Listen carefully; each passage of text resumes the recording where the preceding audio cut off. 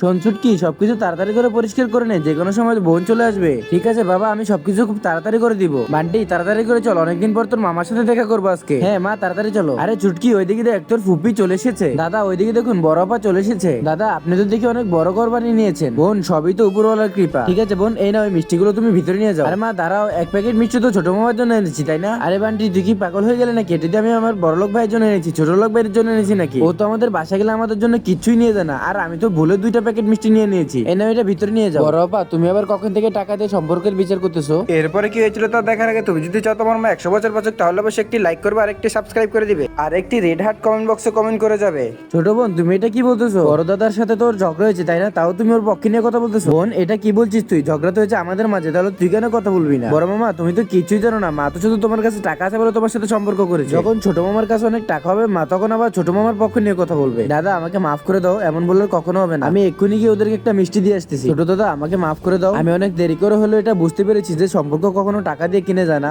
এই নাও মিঠাই।